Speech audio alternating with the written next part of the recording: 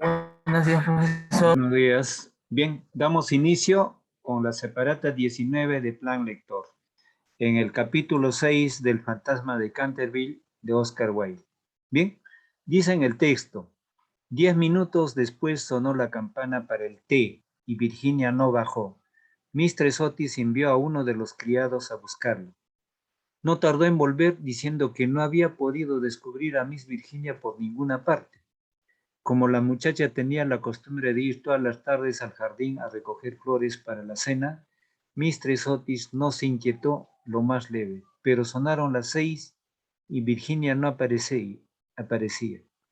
Entonces su madre se sintió seriamente intranquila y envió a sus hijos en su busca, mientras ella y su marido recorrían todas las habitaciones de la casa. A las 6:30 volvieron los gemelos diciendo que no habían encontrado huella de su hermana por parte alguna. Recuerdan que en el fragmento, en la separata anterior, Virginia había entablado un diálogo con el fantasma y el fantasma le orientaba a ir a un jardín, a un vergel. Entonces estamos ahí. Entonces se conmovieron todos extraordinariamente y nadie sabía qué hacer. Cuando Mr. Otis recordó de repente que pocos días antes habían permitido acampar en el parque a una tribu de gitanos.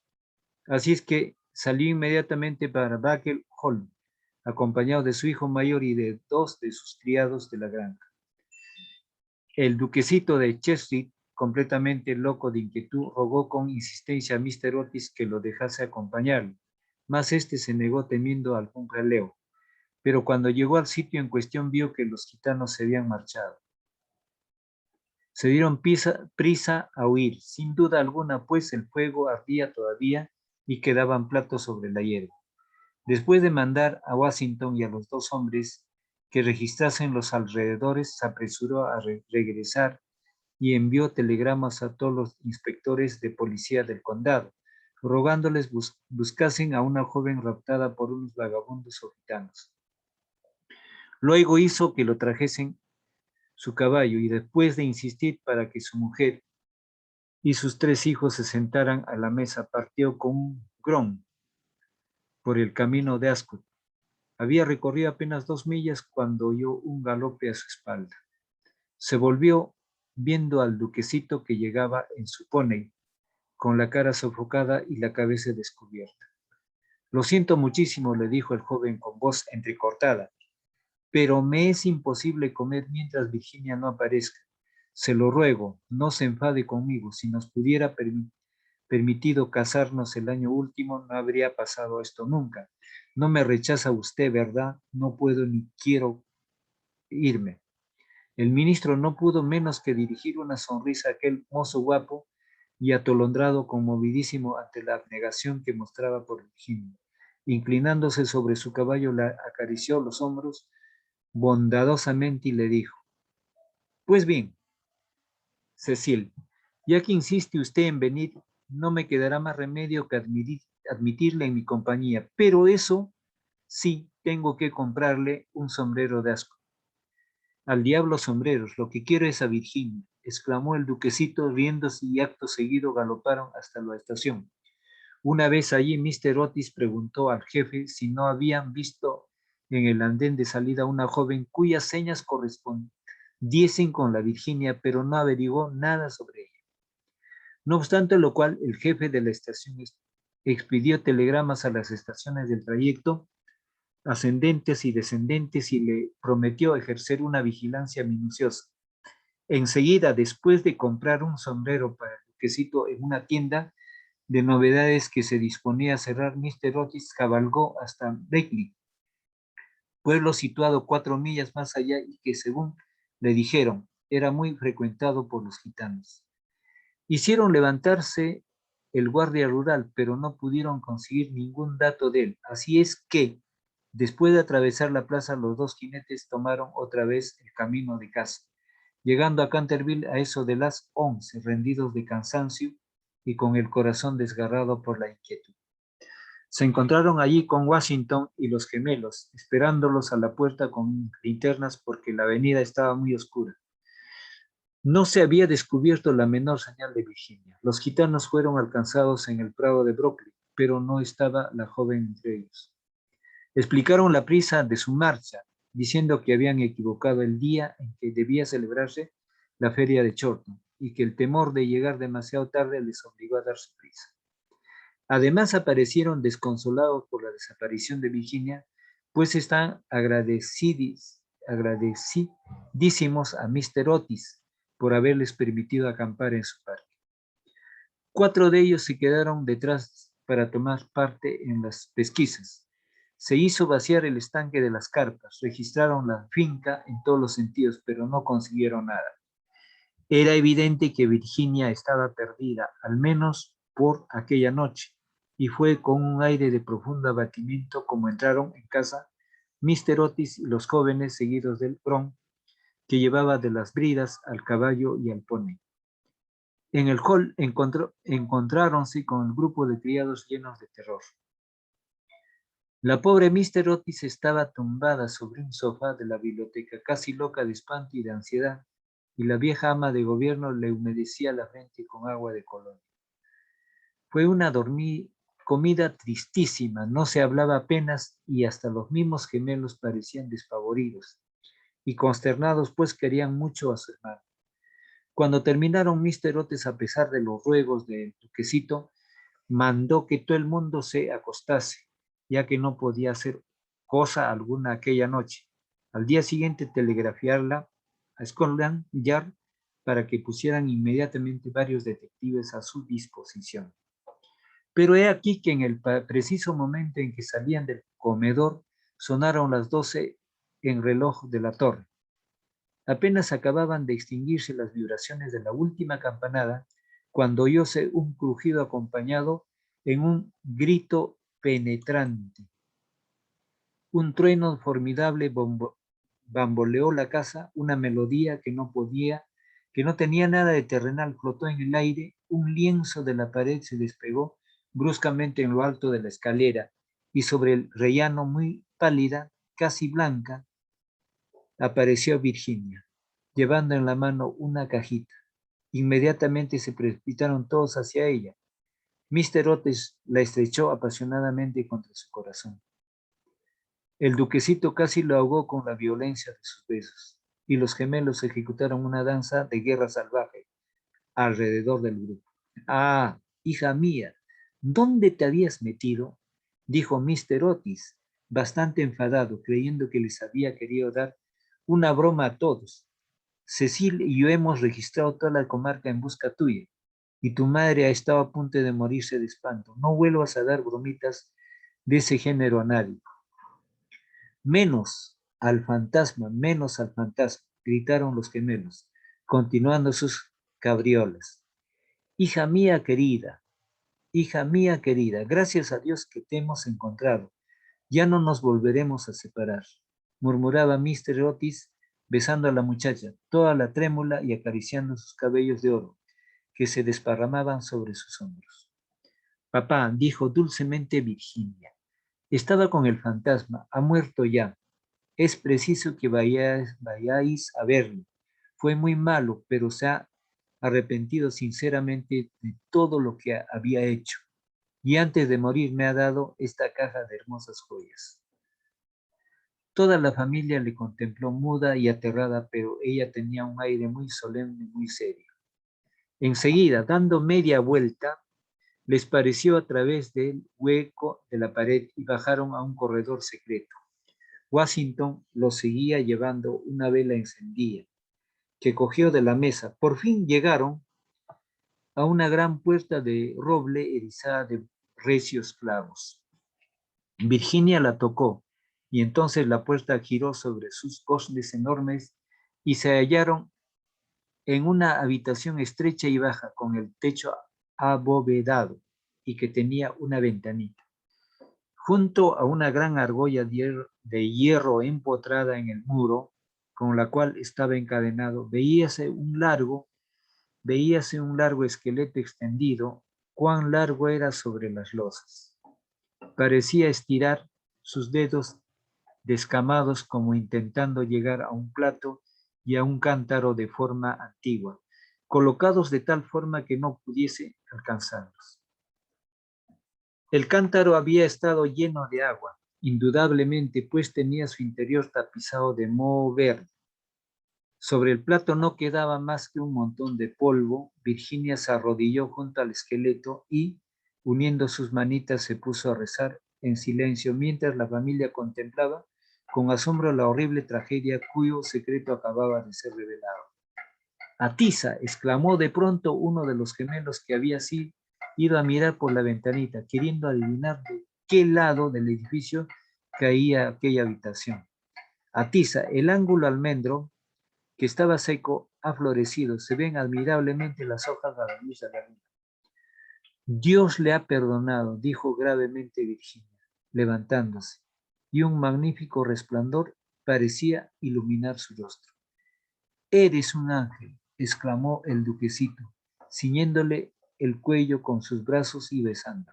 Bien, entonces, en este pasaje, que es continuación del anterior, es la ausencia de Virginia y la preocupación enorme de la familia. La familia está preocupada porque desconocía la familia, los gemelos, su madre y su padre, y el duquesito desconocían del paradero de Virginia. Recuerden que en el pasaje anterior, Virginia tenía un diálogo muy ameno con el fantasma, y el fantasma le invitaba a ir a un lugar, a un vergel, a un jardín. Ahí terminó el fragmento. En este fragmento es la preocupación sobre la desaparición de Virginia, que al final aparece con el mensaje de haber dado cauce, digamos, a que el fantasma muriese, ¿no? Entonces los lleva al lugar donde estaba el esqueleto o la osamenta del fantasma.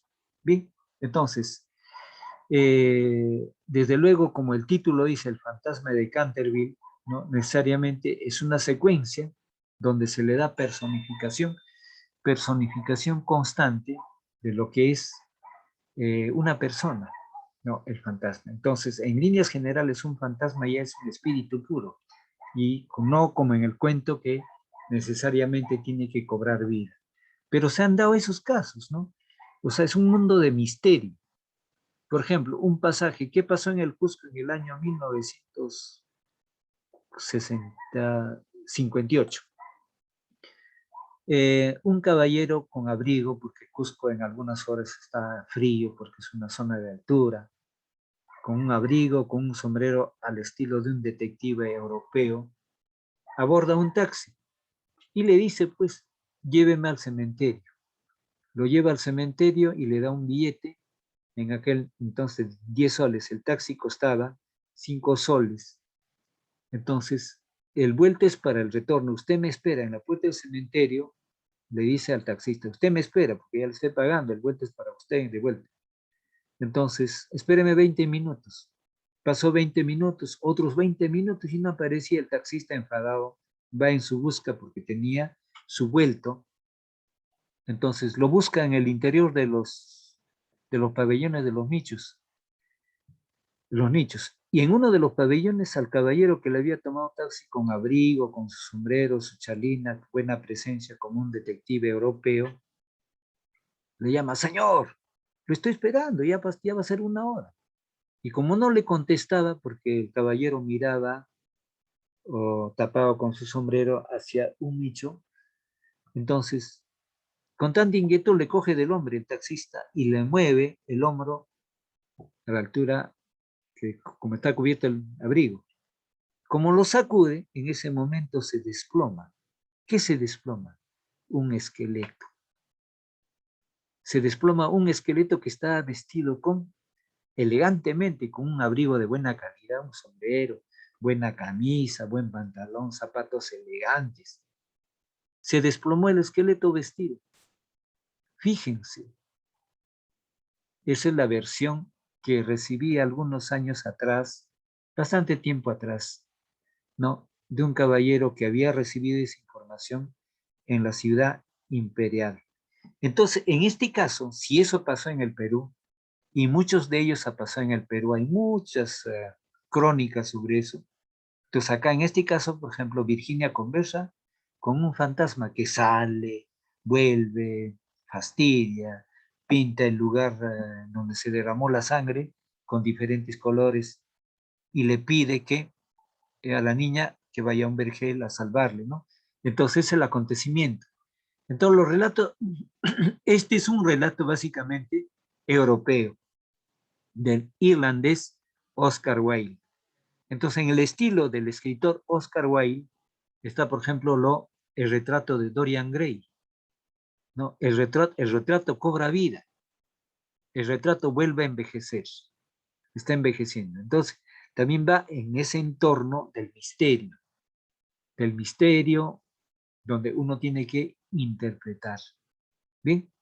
Entonces, desde luego que este estilo de Oscar Wilde es manifestar asuntos entre el mundo real y el mundo espiritual, entre la presencia de seres que en nuestra mente existe el espíritu, el alma, el demonio, el diablo, o en este caso, el fantasma. Entonces, comúnmente en el medio social existen este tipo de relatos, no solamente en Europa, también en el escenario peruano. Bien, otro pasaje que les cuento también es, conversé con un caballero que trabaja frente al puente Ñaña. El puente Ñaña, el puente Nuevo, hay un mercado chiquito. En ese mercado, el caballero tiene por lo menos sus 70 años, ¿no? Él me contaba de que cuando él era niño, al frente, donde está pasando el río, esa pista que va donde hay varios colegios. Entonces, en esa pista, cuando era el niño, había un castillo. Ese castillo era el del conde Ñaña, de ahí viene el nombre Ñaña, para que ustedes se informen, por qué se le dice Ñaña. Ahí vivía el conde Ñaña con su castillo, y con el tiempo ese castillo fue comprado por diferentes personas y ahora ya no existe ni el torreón. En el año 90 yo pude visualizar todavía un torreón, pero nunca se me ocurrió visitar ese castillo. Me apena eso, no haber ido. Dice que ha sido un castillo mejor que el de Cañete, según el caballero que vive todavía y vende sus productos en ese mercado pequeño. Él me cuenta de que algunas noches, entre los martes y los viernes, cuando él era niño, a eso de las 11 de la noche, 1 o 2 de la mañana, había una dama elegante con un vestido de novia, pero encadenada que arrastraba una cadena en ese trayecto de la pista que va al frente del río, para arriba. Bien, entonces, ese tipo de relatos existe y Oscar Wilde ha rescatado eso y ha escrito y se ha recreado en esta su obra literaria que es El fantasma de Canterville. Entonces, Europa no está ajeno, ni América está ajena. En todos los pueblos hay esta secuencia de relatos que impresiona entre lo que es la realidad y entre lo que es la fantasía, la imaginación, pero dentro de esa fantasía e imaginación hay un entorno donde el hombre ve, observa y después cree y no cree, entre lo que es y no es, ¿no? Entonces, en ese contexto estamos en el caso del fantasma de Canterbury. ¿Bien? Entonces, de aquí voy a pasar a la participación de lectura de cada uno de ellos porque es importante internalizar. A ver, Díaz va a leer el texto resaltado.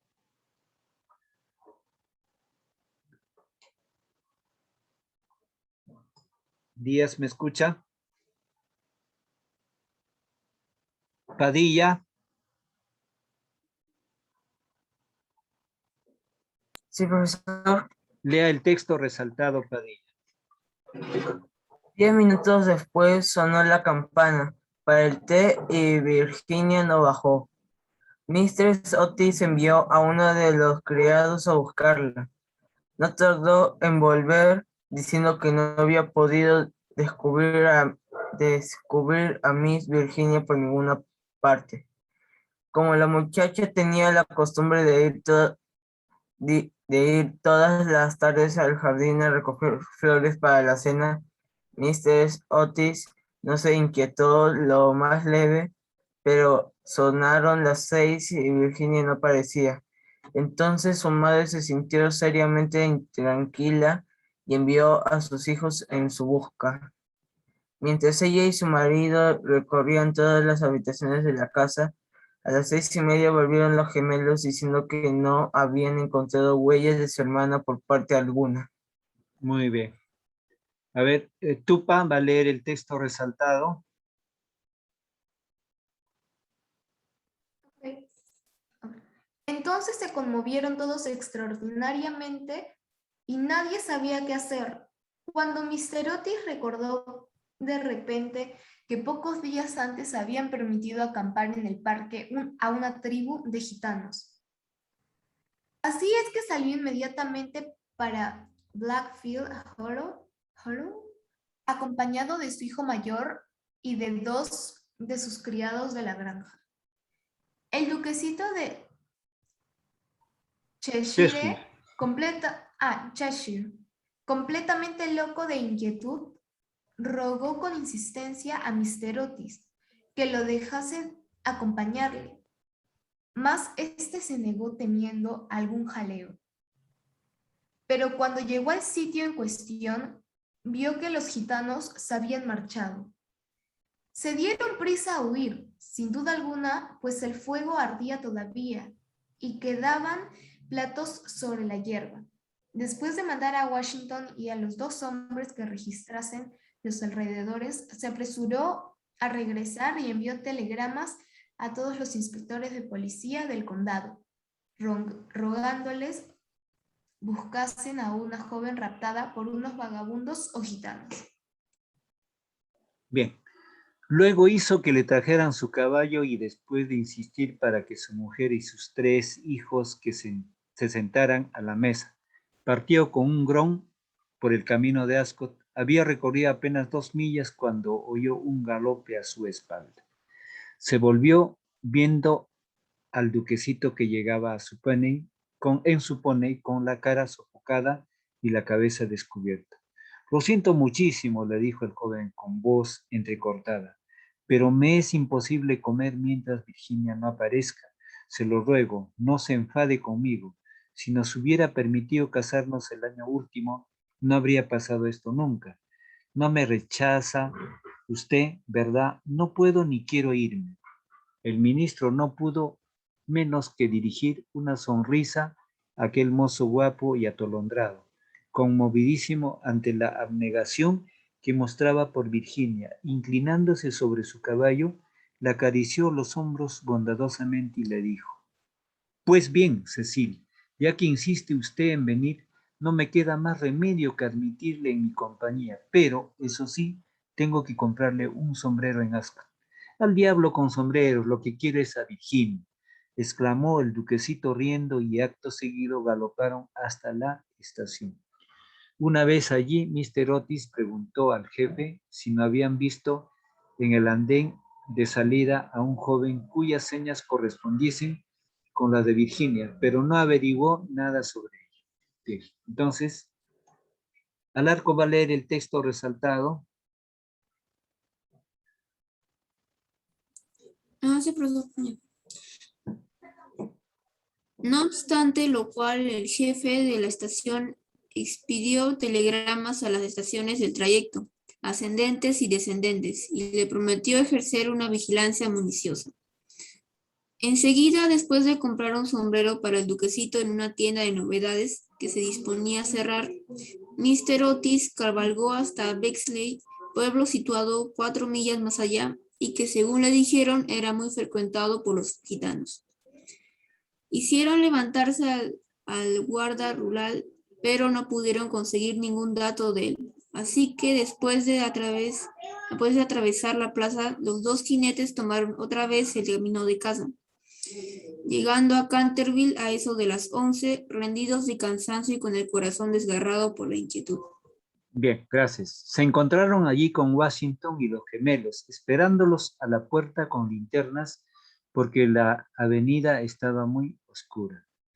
No se había descubierto la menor señal de Virginia. Los gitanos fueron alcanzados en el prado de Brockley, pero no estaba la joven entre ellos. A ver, Tupa va a leer el texto resaltado. A ver. Explicaron la prisa de su marcha, diciendo que habían equivocado el día en que debía celebrarse la feria de Chorton y que el temor de llegar demasiado tarde les obligó a darse prisa. Además parecieron desconsolados por la desaparición de Virginia, pues estaban agradecidísimos a Mr. Otis por haberles permitido acampar en su parque. 4 de ellos se quedaron detrás para tomar parte en las pesquisas. Se hizo vaciar el estanque de las carpas. Registraron la finca en todos los sentidos, pero no consiguieron nada. Era evidente que Virginia estaba perdida, al menos por aquella noche, y fue con un aire de profundo abatimiento, como entraron en casa de Mr. Otis y los jóvenes, seguidos del groom que llevaba de las bridas al caballo y al pony.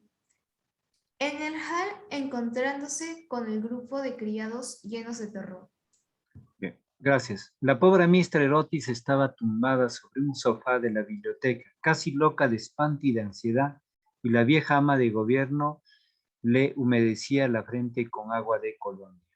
Fue una comida tristísima, no se hablaba apenas y hasta los mismos gemelos parecían despavoridos y consternados, pues querían mucho a su hermana.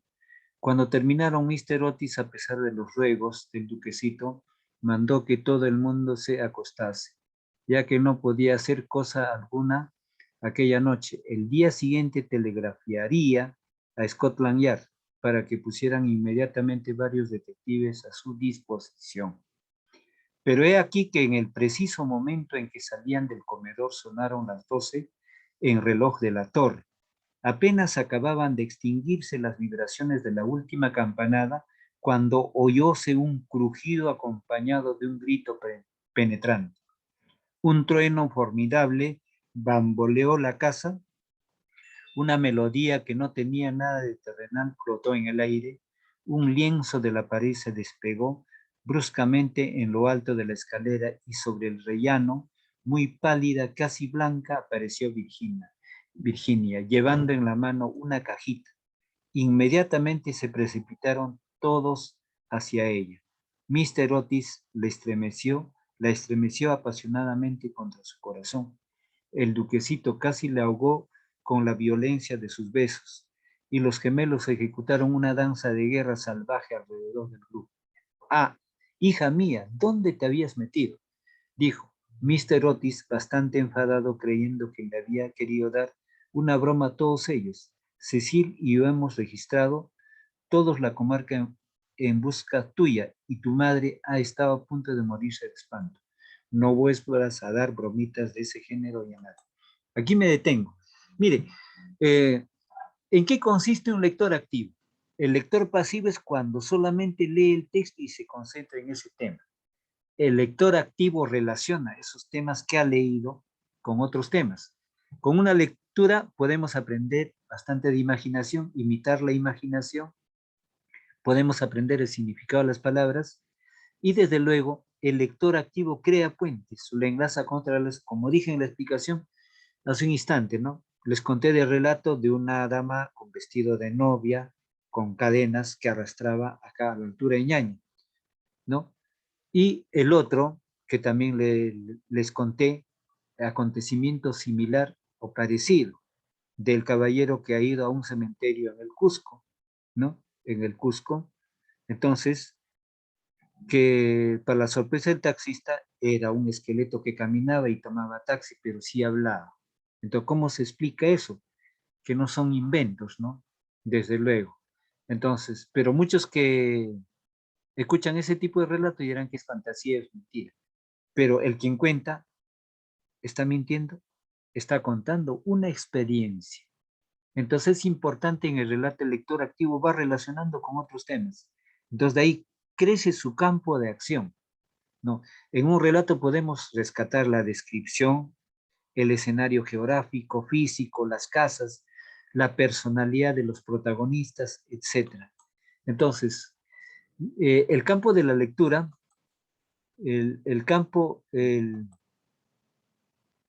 a ver, unos segundos.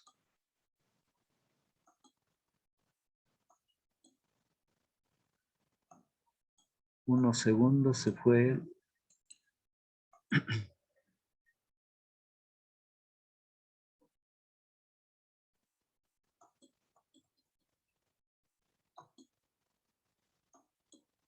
Bien, entonces lo que estaba indicando es, en el campo de la lectura, la lectura nos promociona a conocer imaginariamente diferentes escenarios geográficos.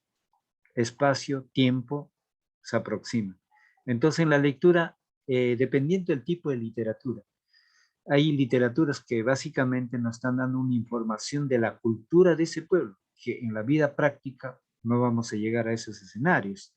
Entonces, pero la lectura nos ofrece ese ámbito, porque en algún momento el escritor ha viajado, ha conocido o va relacionando con otros términos. Entonces, la proyección del contenido de un texto al abordar su lectura es amplia.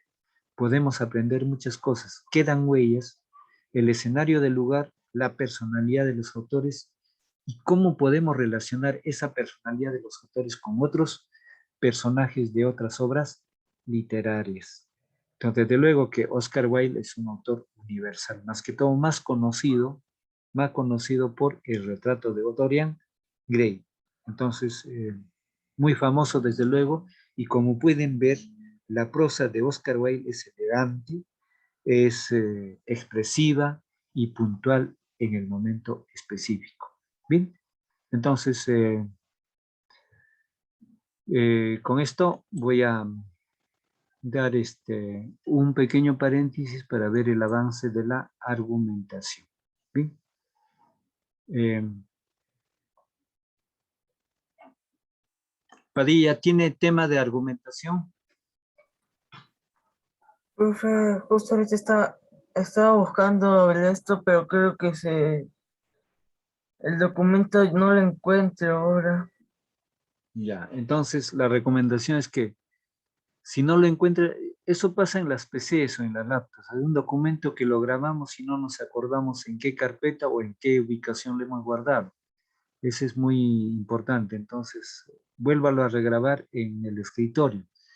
Entonces, cuando pregunto, entonces ya tiene la oportunidad de poder responder o leer el trabajo. ¿Bien? Entonces, tiene que volver a hacerlo, no rehacer, porque cuando uno hace un trabajo, desarrolla, diseña un trabajo, es importante que se guarde en diferentes archivos. Ahora, por internet, como tienen su correo de Gmail, deben guardarlos en la nube. Entonces, la nube se baja, ¿no? Entonces, es importante. O el correo electrónico, que es una especie de nube, ¿no? Entonces, guardan la información en el correo electrónico o en la nube.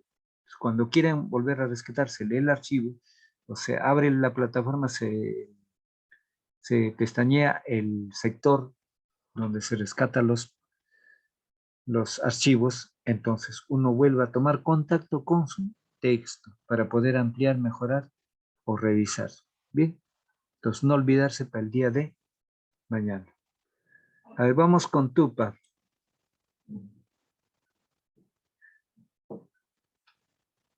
Ah, profe. Sí, su argumentación puede leer.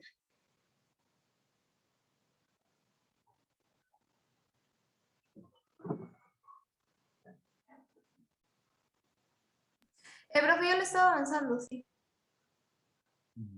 Ya. Para el día lunes, por favor, no se olvide, el tiempo se acorta. Como ya dimos varios ejemplos, es importante. Entonces, por ejemplo, si tendríamos que argumentar,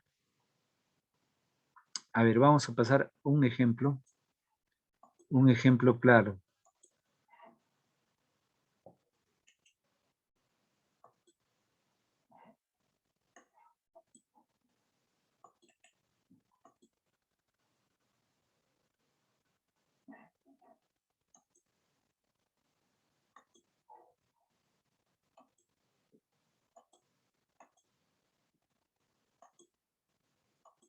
Ya, ya se había presentado esta argumentación.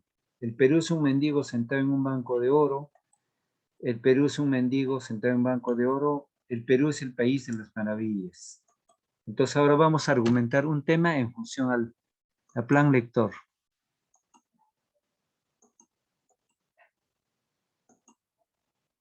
A ver, el enunciado sería, existe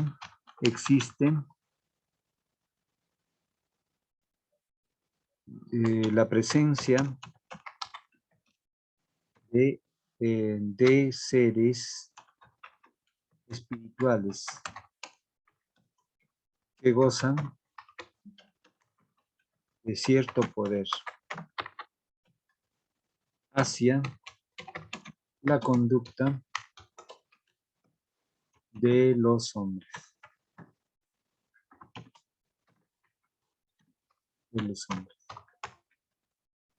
Entonces, vamos a argumentar este enunciado.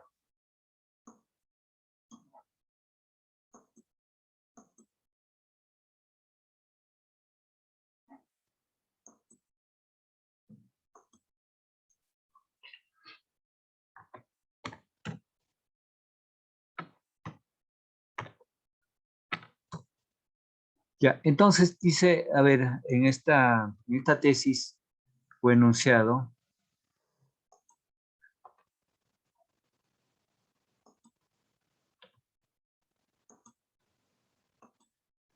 ya, entonces argumentamos esto.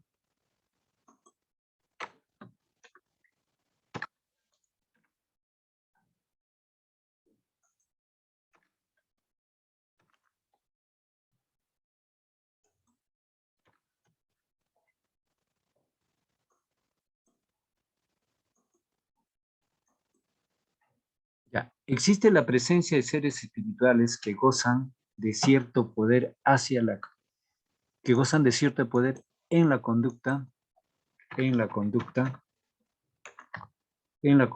los hombres. ¿Bien? Entonces vamos a argumentar ese ámbito.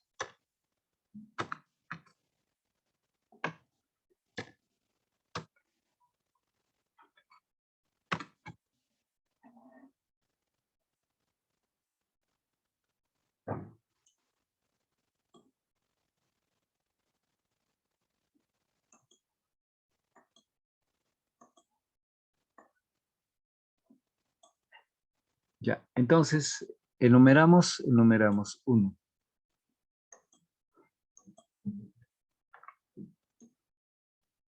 Ya, en la conducta, ya, partimos los seres espirituales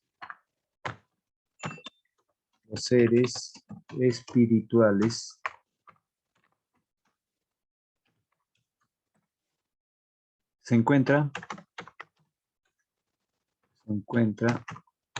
en la vida cotidiana de las personas. Entonces ahí tenemos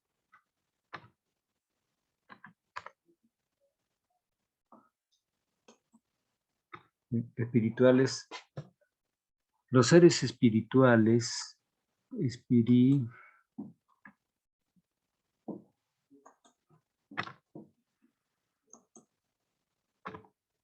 los seres espirituales encuentran en la vida cotidiana, se encuentran. ¿Bien? Y ya estamos en la primera argumentación 1. ¿Qué significa cotidiana? Diaria. ¿Bien? Nuevamente retomo. ¿Existe la presencia de seres espirituales que gozan de cierto poder en la conducta del hombre?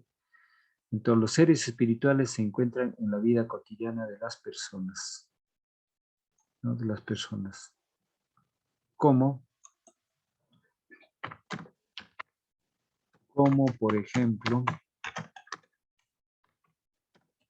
en la conducta de personas.